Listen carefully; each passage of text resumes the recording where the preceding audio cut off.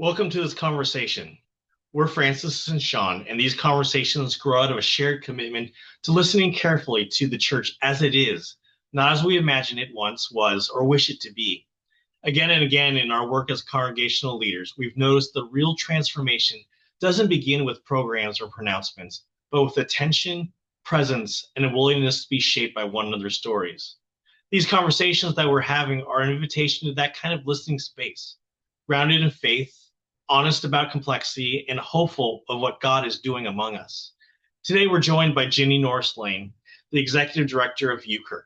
Gini brings a commitment to young adult faith formation, leadership development, and the cultivation of worshiping communities rooted in relationship, curiosity, and grace. Her leadership reflects a conviction that campus ministry is not simply a program of the church, but a vital space where faith is tested, named, and embodied in real time. In her work with UKirk, Gini accompanies students, campus ministers, and presbyteries as they navigate questions of vocation, belonging, justice, and spiritual practice. She constantly invites the church to trust that God is already at work among emerging leaders, and that our role is often to notice, nurture, and make room for what is unfolding rather than trying to control it. In this conversation, we reflect on what it means to form faith in a rapidly changing world, that leadership is shaped through accompaniment rather than authority, and how the church can remain open, courageous, and rooted as it engages new generations. We're grateful for Jenny's wisdom, her steadiness, and her hopeful vision for the future of the church. Ginny, but like because you're using taking donors seriously and to like really help Yeah. help college ministries and stuff like that. So is that kind of what they do, is telling the stories of what's going on in college ministry?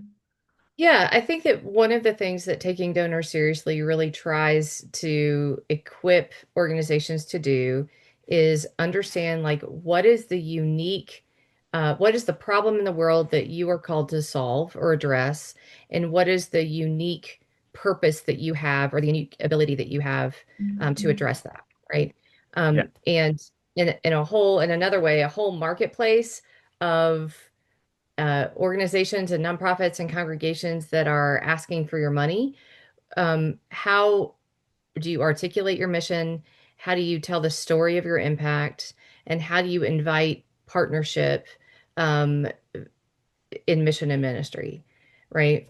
And what I will say is that this first cohort that we've done has has made us realize that most campus ministries, even if they have a board or a committee, are often one person shows. Um, that that it's all the organizational infrastructure stuff that gets people tripped up. Yeah. And so it's, what is your database? Do you know your donors? When was the last time somebody gave a gift? Have you said thank you? All, and so it's pretty overwhelming. And so there's been a lot of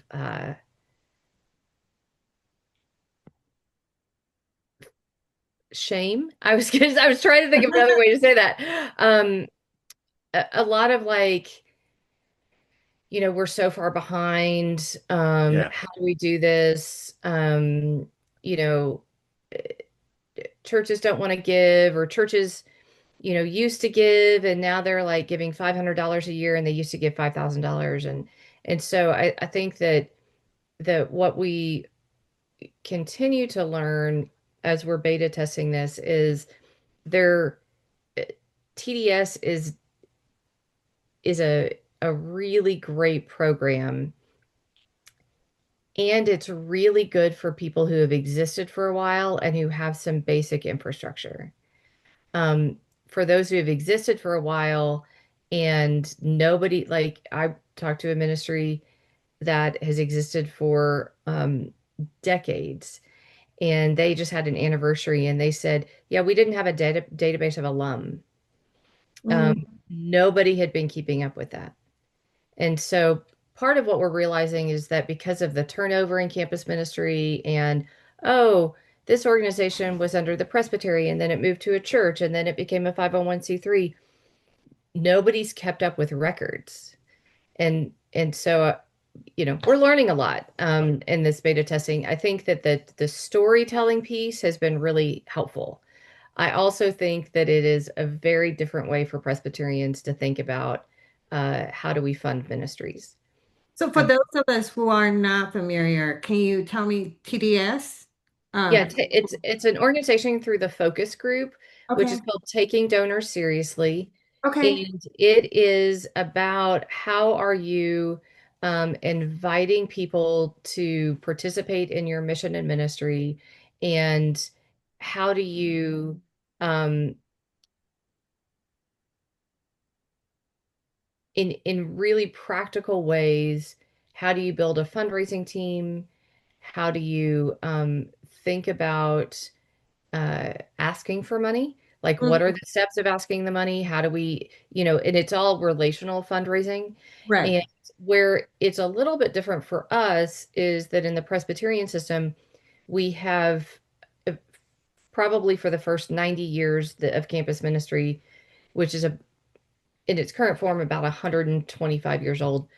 For probably the first 90 years, campus ministry was funded mostly by synods, presbyteries, and congregations, Mm-hmm. Mm-hmm. where our national collegiate ministry organizations um, that are not UKirk, like Young Life and InterVarsity, what they realized was that congregations were giving less. And so, and the bureaucracy of getting a congregation to offer a mission gift is takes a lot longer. And so they shifted probably 25 years ago to individual donors. And and so it's in our world, it's really different. I think for more evangelical ministries, I had a former student who started working for FCA.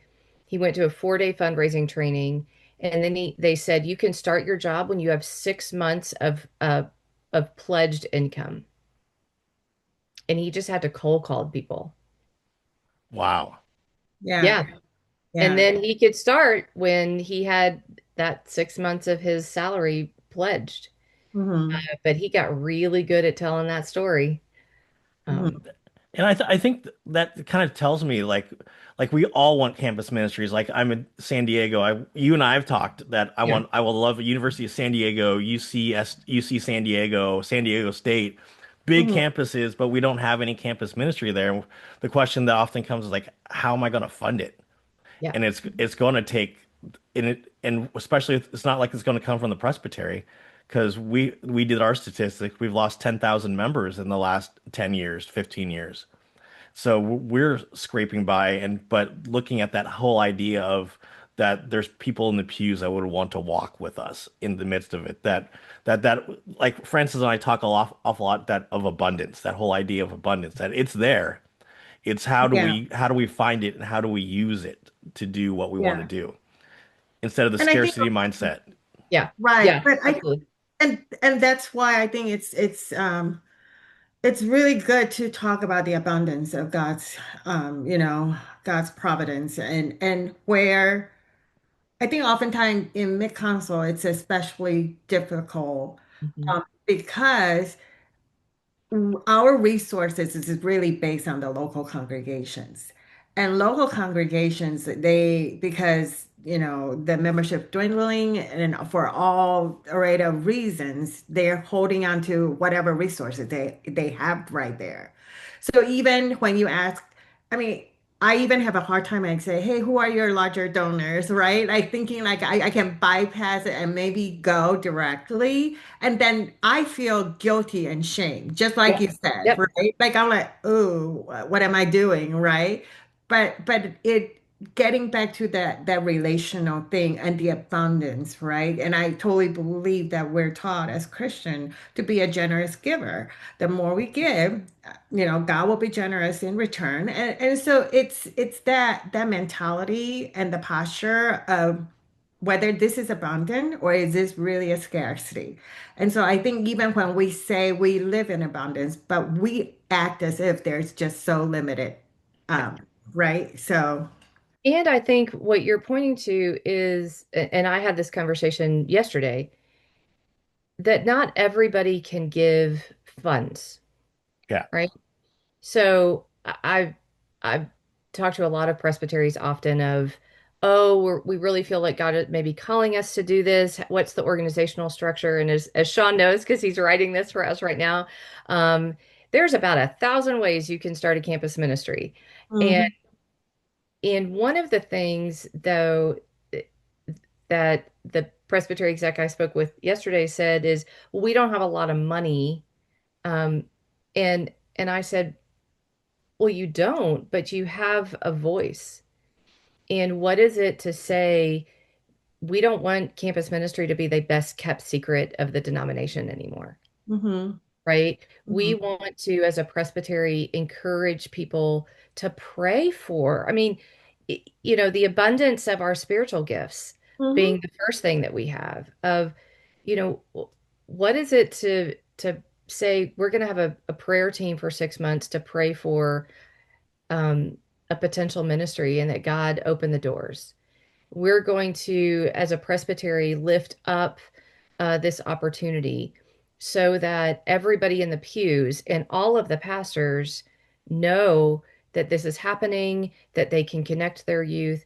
Because I think that we assume with technology, everybody's connected and everybody knows Yeah. everything. And I feel like in our presbytery, for instance, where I'm in Mission Presbytery, which is this massive geographic enterprise, we just don't know each other.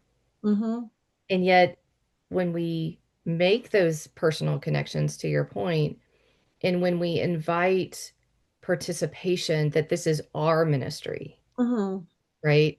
And in that, we never know. Like, we never know if somebody had an experience in college where they came to faith in mhm, Jesus Christ, where their life was changed because of that, and they are a business owner and they're like, "Oh, I want that same experience for this Yeah. generation." yeah, Mhm.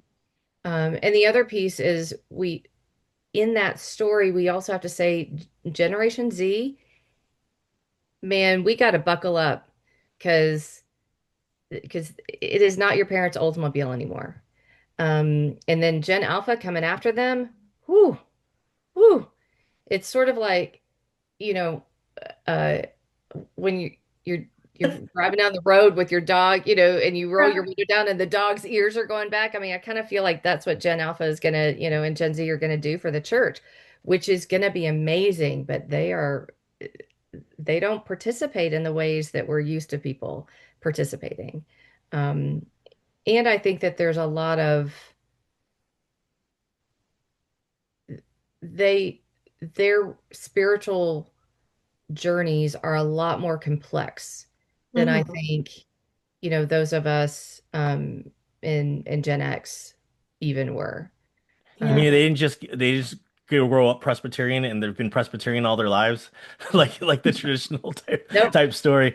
Yeah, But I just remember I love telling this story because when I got ordained, my son, the first question, and he's Gen Z, right? And the first question he asked, like, Mommy, do I have to go to a Presbyterian church now? And I'm like, oh no, no, no, no, you don't, right? But he is involved with a church and do we lose you, Francis?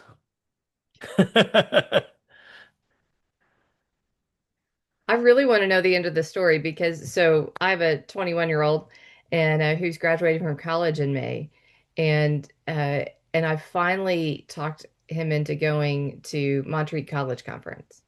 Um, but as a particular, as a PK, uh, I've been like, hey, get involved, find a home church in your new city. And he's sort of like, nah, like I've got you.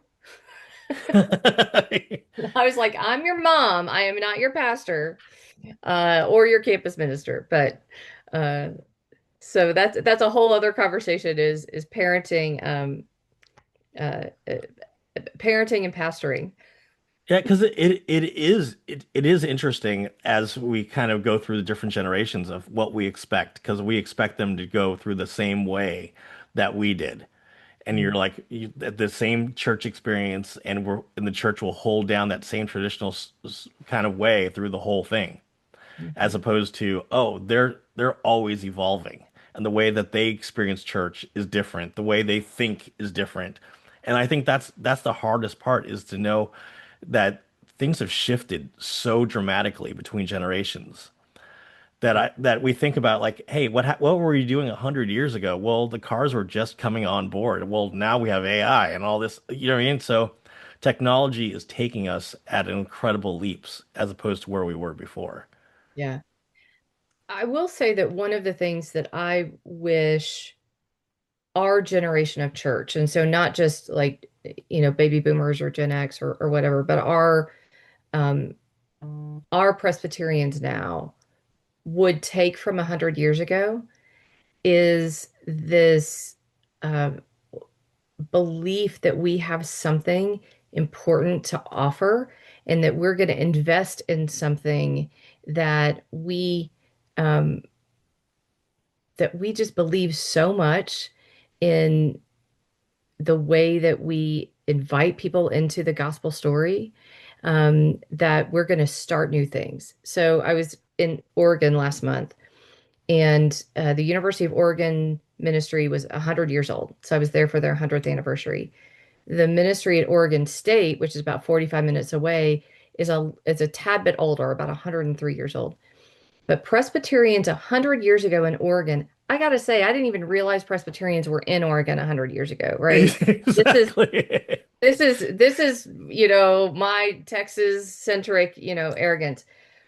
But 100 years ago, they began two Westminster foundations.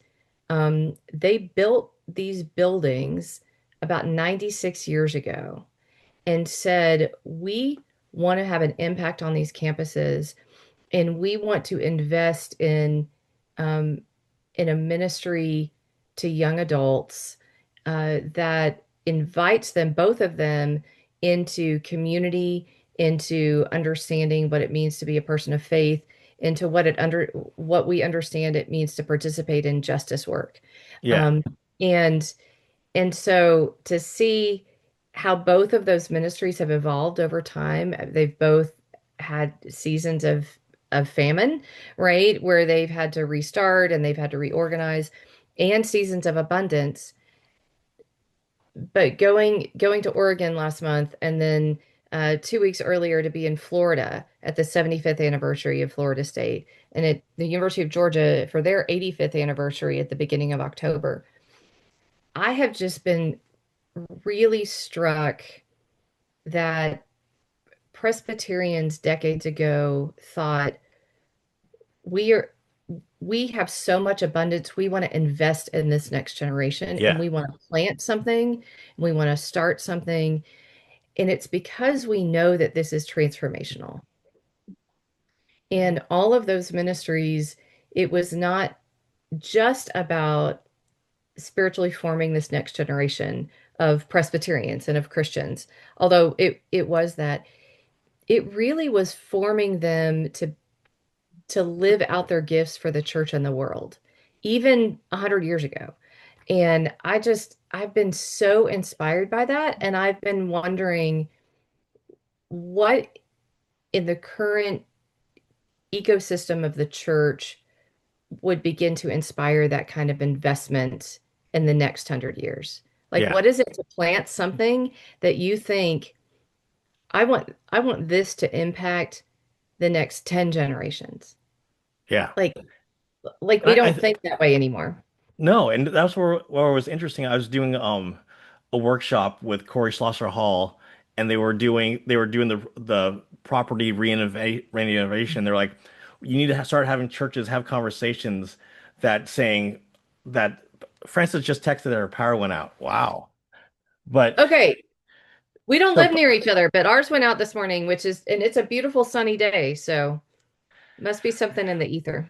Yeah, but that whole idea of what is your church going to be like in 50 years? What do you want that legacy that you're passing on? And I think we have become so insulated a lot of times in our churches that we're just trying to survive till next Christmas or pay the bills, that we're not even thinking that long-term type thing. Right. I remember when I first was ordained, so 26 years ago, I went to this evangelism workshop in our presbytery, and it was 2 days. And the one thing that I remember from that was that we spent like an hour and a half talking about how greeters on Sunday morning should be outside the doors of the church welcoming people in instead of inside the narthex.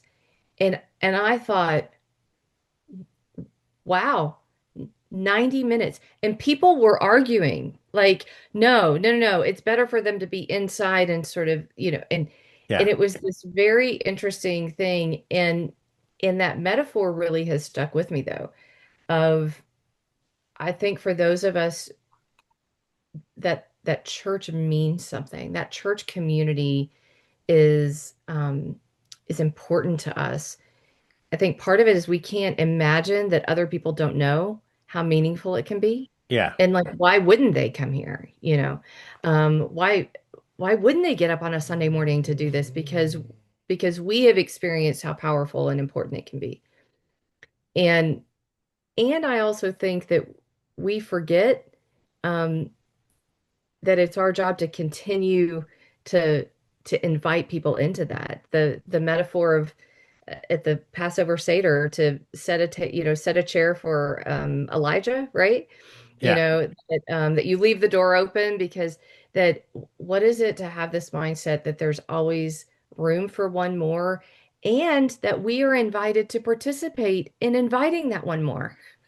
Like and it I don't know, I've been thinking a lot about that because and this is even with our young families post COVID, right? Um, they're like, well, we don't have any kids in our church. Well, actually, we do. They just don't necessarily come A, all the same Sunday and B, on Sundays. But they do come to this mission event and they do come to this potluck and they do come to this event, right? And I think that we're so used to saying 11 o'clock on Sunday morning or 10 o'clock on Sunday morning, and that's what church is. And I think we're being challenged to be like, no, is that really what church is? Or is church something more? Yeah, So, and all the connected places like I find my kids and a lot of people are invested in like projects, yeah, not the day in day out governing of a church, but they're like, hey, if you're gonna do this, I'm in it with you. I'm in it with you, and I'm gonna blood, sweat, and tears to get this project over the line. Or yeah, to serve to do the angel tree since it's Christmas time, to do that angel tree where all the homeless, like not homeless, but we have the Lighthouse Women's Shelter that we find what their kids want. They put it on the tree, and everyone's like, "That I want to make sure that all the kids, you know what I mean? That it's projects as not necessarily like, hey, we want you to give so we can repaint the fellowship hall." right, right. Welcome back, Francis. Thank you. I'm sorry. Power went out.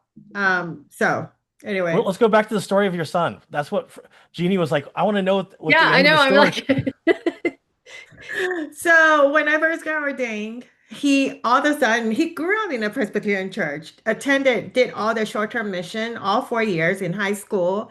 I went away to college and he said that was he was it was college time that I got ordained. And he goes, does that mean I have to go to Presbyterian church now? And I'm like, no, no, no. You're connected with your community and just please keep going with that. And he's always intrigued about how Presbyterian works and sometimes when I share some of the story, he doesn't quite understand, right? Like, why would you do it that way? Well, why do you have so many rules and all that? And it's like so when you were talking about Gen Z and Gen Alpha, I really wanted to kind of dive a little bit deeper there. Like yeah. what's your assessment of that generation, and how can we like really better support them? Because like I know in multiple conversations with my boy who's in dental school right now, he doesn't see a lot of hope, especially in California. He's like, Right. there's no way I'm gonna get a house. I mean, I'm like, well, he's the only child, so I can say, don't worry, you'll get everything that I'll give it to you. So, but that's not everybody's case, right? Right. Right. So he felt a sense of, I don't know, not giving up, but he just kind of like recognized his generation is not going to get it easy. Right. How do you continue to inject hope when that whole generation is just like, oh gosh, we are not going to get this, we're not going to get that. Why do we need to do all this? Right? And so when there's not as a purpose, I can totally get it. Like, why would we want to put in all this effort and there's nothing for us? And he's like, well, I don't think I can ever afford a family. What am I going to do? I'm like, relax, relax. So, yeah, mom will take care of the family. Right. Well, I was going to say, uh, I remember when my husband and I got married and we were thinking about starting a family and we said we can't afford it. And one of the our church grandmothers said, "Oh, honey, none of us can afford it." Like like you so there's sort of a different mindset. But I think that one of the things I would say that is probably is something I've been keenly aware of with my own 21-year-old who said the same thing to me at Thanksgiving. There is no way I will ever be able to afford a house. And I just like it hits you and you're like, oh, that's not true. And then you start looking around and you're like, oh, maybe that is true. Um, is I think that often with younger generations, doesn't matter which generation, we just dismiss their fears. Yeah. And Mm, we just think, oh, it'll be fine. Oh, we thought that too. Or, oh, and the reality is that millennials and but really Gen Z are the first ones who will not have a better economic situation than their parents did. mhm, And we have to take that seriously. That affects people going to seminary. mhm, That affects how you understand call. mhm, The that understand, what does in good ways, if money is if it's not about making $1 million, mhm. right? Um, but if it's making enough to survive, that is a very different vocational discernment question, Yeah. Yeah, right? yeah, And so I think part of it is we have to just acknowledge to them that it is a far more complex economic situation than any of us ever had to deal with. yeah. Because even those who went to college after World War II, they had a huge amount of support.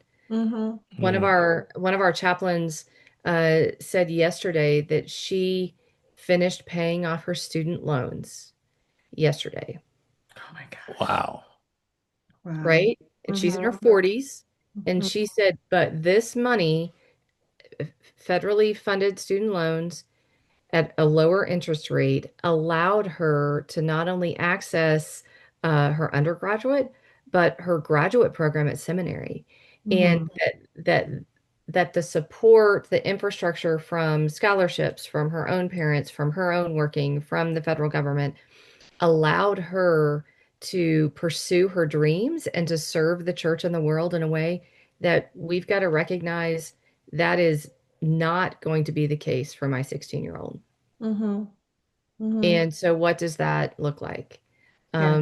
And so, churches that are closing, maybe what the presbytery does is has a scholarship fund or a loan program at low interest rates, right, for students that are going, pursuing higher education, or vocational programs.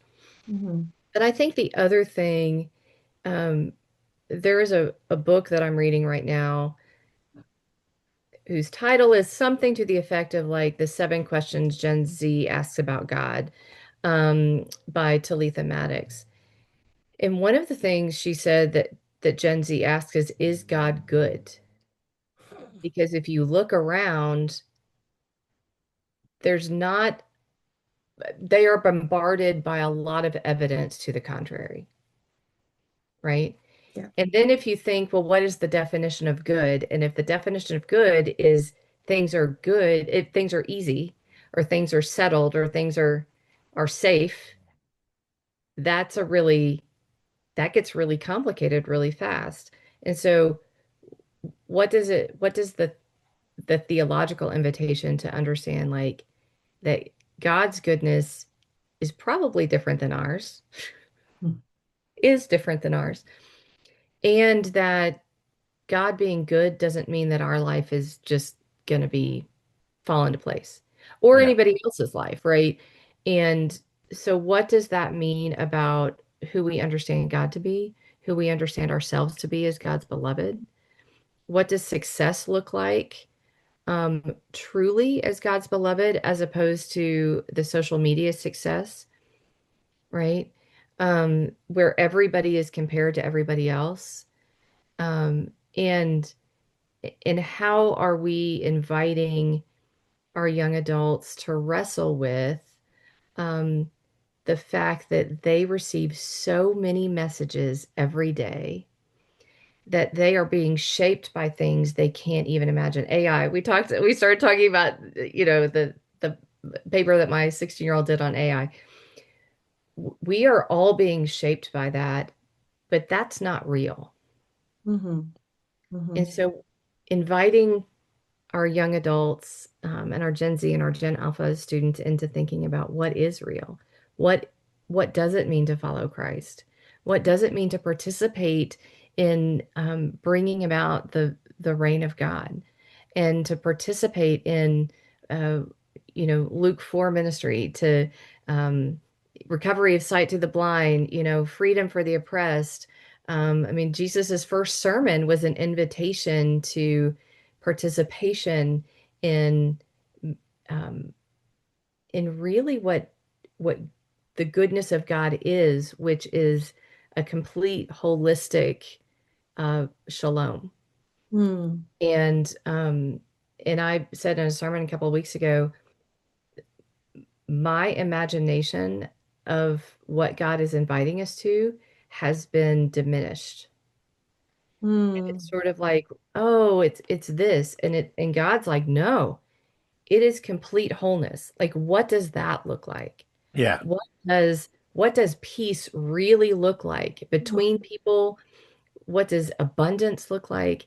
And I said to the congregation, like, it- how do we begin to foster that kind of imagination? Mhm. Um, and to say, you are God's beloved now. That is, that holds you, that centers you, and that's important. And then for those of us who are older, to articulate what that's meant to us. How Mhm. Yeah. has that mattered when things have fallen Yeah. apart? How has that mattered when the marriage ended, or you got fired, or you changed jobs, Mhm. right? And let's talk about failure, uh, because social media basically says that failure is not an option, Mm.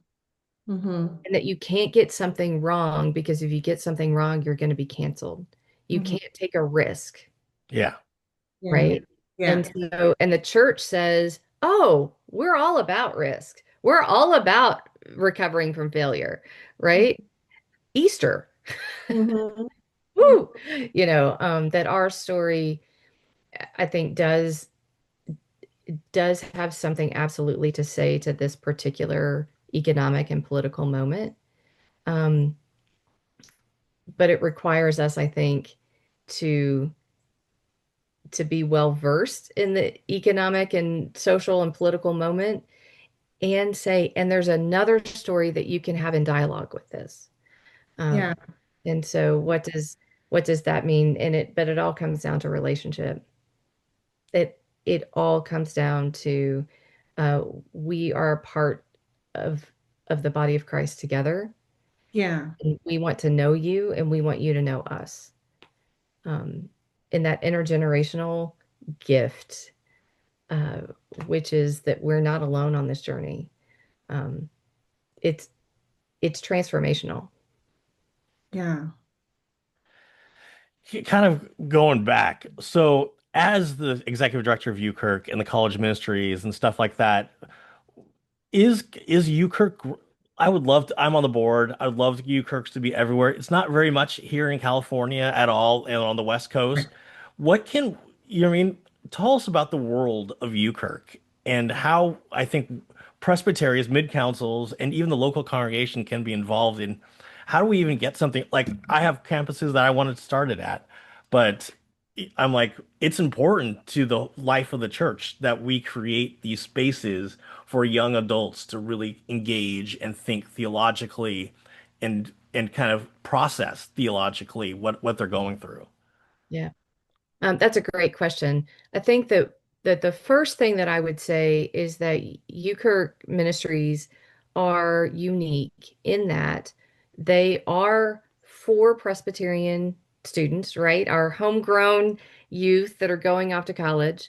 And one of the things that we have the hardest time with is what does it mean for um, pastors, for presbyteries, for parents, for youth directors to say to our youth that are going off, we want to connect you to your next spiritual home. Um, Mm. and I was at Triennium this summer. I handed out 300 refer a student cards with a QR code of just like, let us know where people are going so they can even have a touch point, right? Of somebody that's there. And I got three back out of 300. One was from a parent, one was from a student themselves, and the other was from a youth director.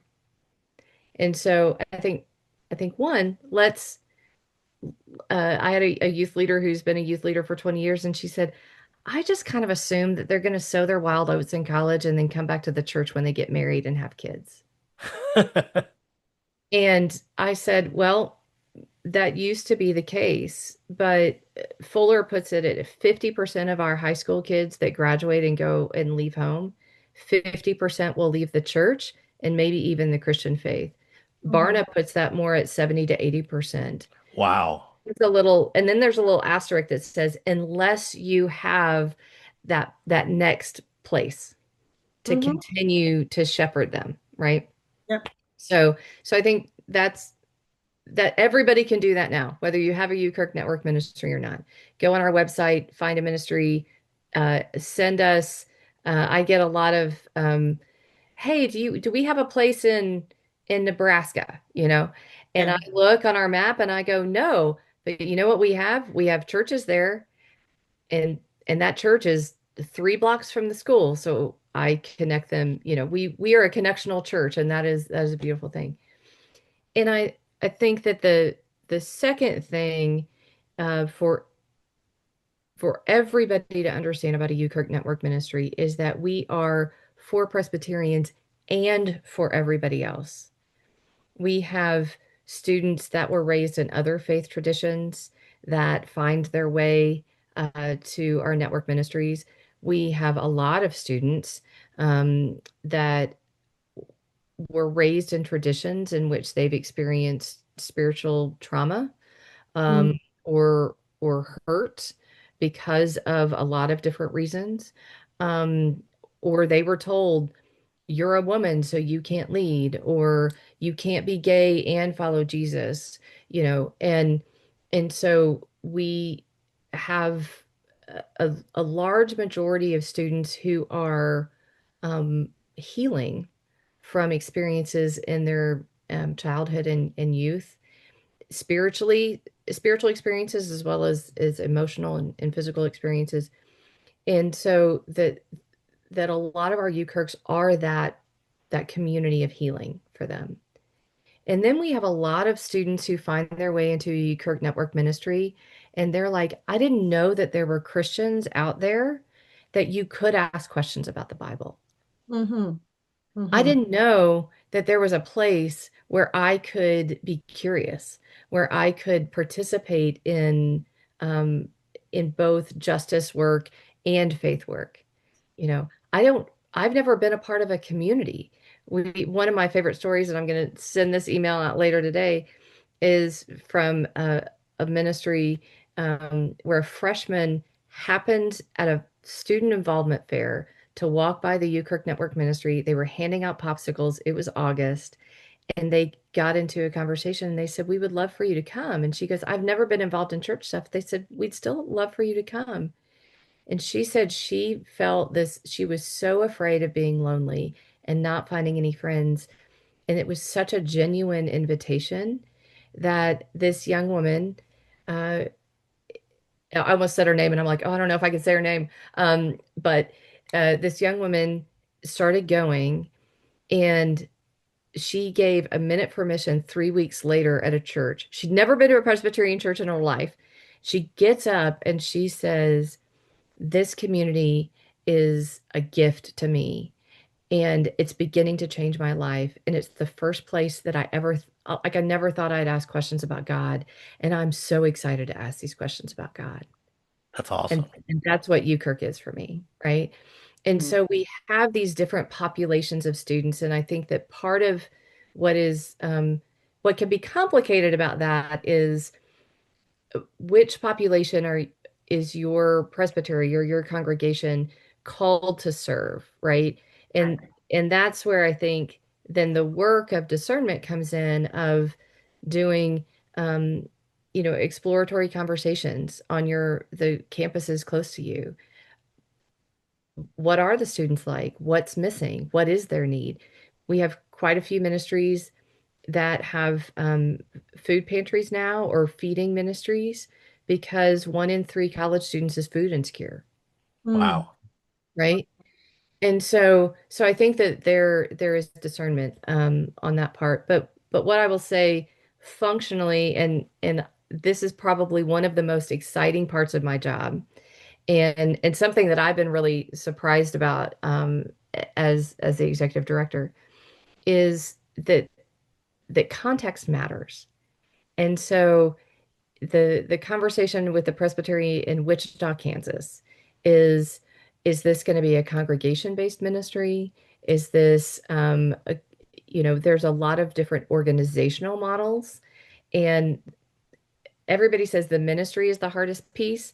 What I will say is the organizational model is by far the more complicated thing. But if you can get that organizational model right, Mhm. if there are churches that say, you know what, we are going to come together with individuals and with mission giving to support somebody for 3 years, and help them, you know, help them help us discern what God's calling us to do. And so there's a funding question, there's an organizational question. Are you a 501(c)(3)? Are you, are you ecumenical? Do you have a building? Do you not? Are you there's a lot of those questions, and that one of the things that UKirk National does is we guide presbyteries and congregations and individuals through those questions. Um, but the most important thing about that is who is on the shared leadership team. Mm. And Sean led this ministry accelerator with 1001 that I went to, where you talked about the importance of a shared leadership team. Hmm. And for you, Kirk, and this is slightly different than a 1001 ministry, in the as I understand it, when you have a 1001 leader who has an idea and says, "Okay, I'm going to start this," part of the process kind of later on, after they've started, is building that shared leadership team. What we found with you, Kirk, is that um, almost before a person or a campus minister is identified, the shared leadership team, building that at the beginning, of people who will gather together to pray for God's guidance, will gather together to ask some of these organizational questions, and make those decisions. And the economic um, discovery of how is God going to provide for this ministry at this time.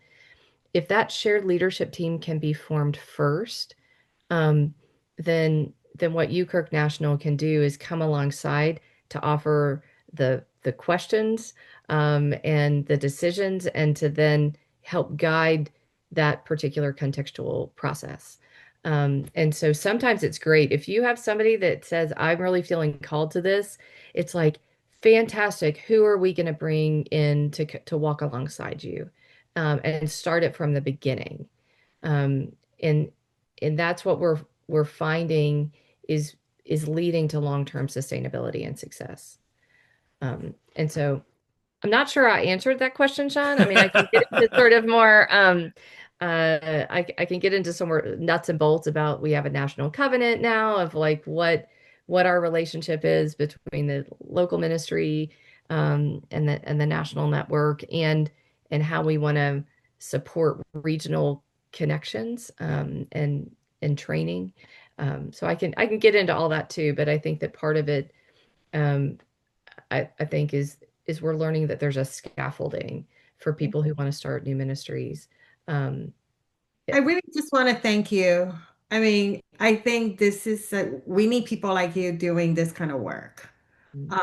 And I wish I don't know. So our presbytery just recently identified that they want to like be all in with youth activities, right? We had a large delegation to Youth Triennium this year. So I'm sorry I didn't know you then.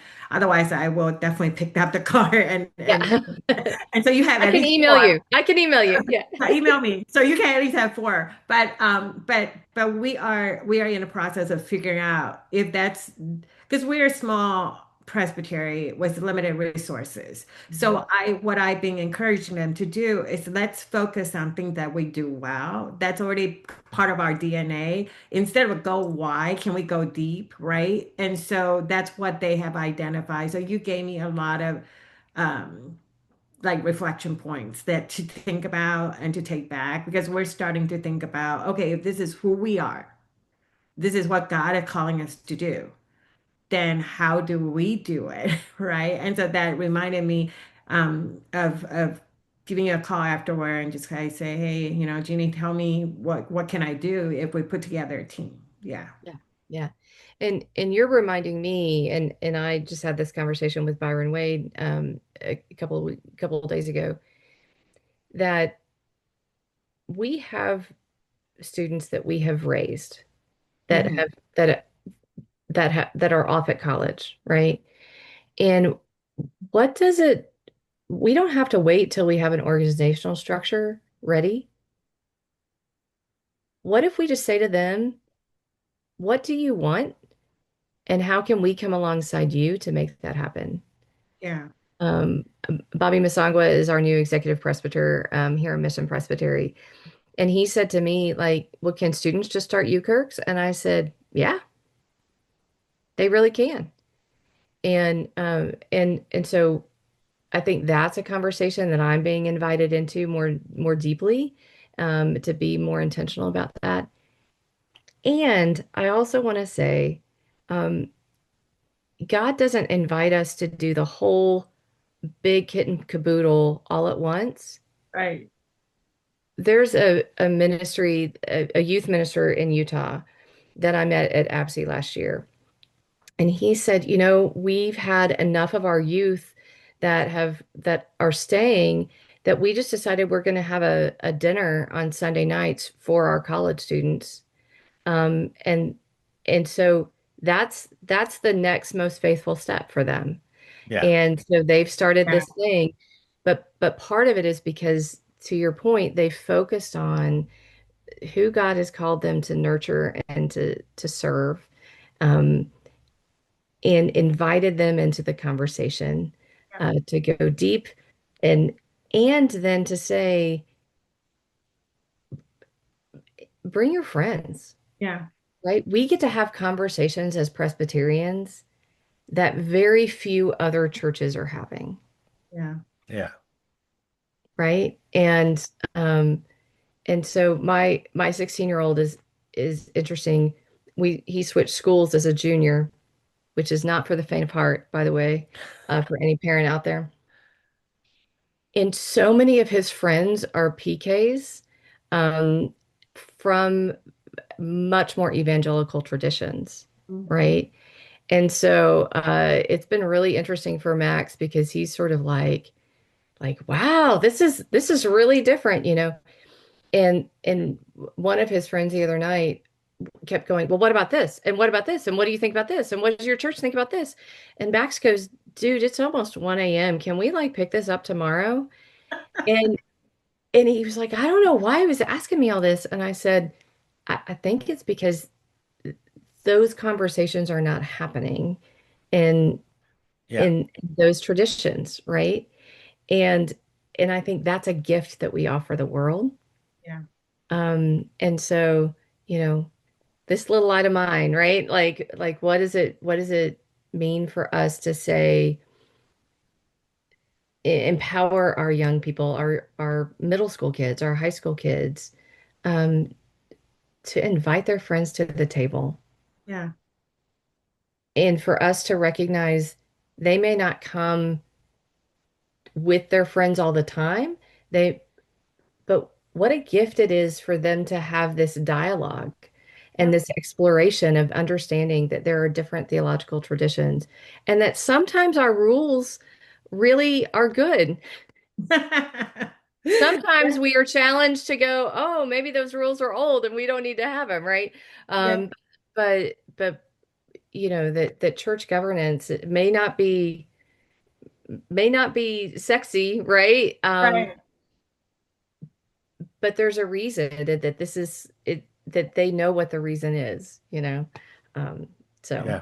Yeah, I think we've really focused on survival mode in a lot of churches and presbyteries that we don't that we're trying to survive and keep that we're not thinking about the future, the young adults that are being that need to be process their faith Yeah. in those times. Oftentimes they're just like, okay, they went off to college and we just leave them alone until they come back. We say hi to them at Christmas or whatever. But Yeah. during those times we don't see them, they're processing their faith and we need to have an influence in that. yeah, and you've just brought up something that I just led a cohort for the Office of Christian Formation, and we had some folks from congregational ministries, and they sort of said, "What is the congregation's role?" Mm. I talk about college, youth, young adult ministry these days being stalactites and stalagmites, right? Like the old, I don't know if y'all know caves, but we have a lot of caves in this area. That there are rock formations that come up from the bottom that but then there are those that come down from the ceiling, right? And that the home congregation is that which is coming from underneath to support the young adult. And our baptismal vows are still as valid now with somebody off 200 miles away at college Yeah. than they were when they, were 8 years old. And so we have a thing called the 8 hallmarks of a UKirk ministry. And two of those are vocational discernment and pastoral care. And and what I said to the folks that were in congregations as we were talking about kind of what's the church's role with youth that go off to college, is I said, I really think that 4 years of college and even sort of longer than that, the home church's role is continued conversations about vocational discernment and continued pastoral care because you know that youth, right? The number of students that are navigating emotional mental health crises these days, um, and loneliness, that if one adult knows them, that begins to change things. If five adults know them, it helps all of those metrics for sort of emotional health and support. Yeah. You know who are the five adults that know them? All those people that saw them grow up in that church. And so what does it mean to continue? We have text message, we have Facebook, we have Instagram. Um, and then what does it mean for us to say, um, they all love a free meal and coffee, and so There's a thing that I can send y'all that's called Five Cups of Coffee, and it was done out of a Methodist conference. And it's like these five coffee conversations that you're invited to have through with your young adults. And Wow. it's sort of like, and like, what would it be if every church in the denomination said that we're going to do that? We're going to covenant that we're going to have those five coffee conversations with our young adults when they're home on break, Yeah.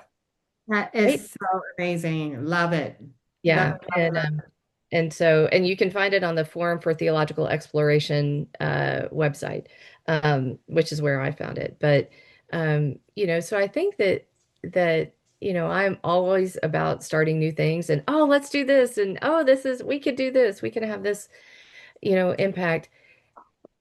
And it's about remaining consistently intentional with the relationships that we already have.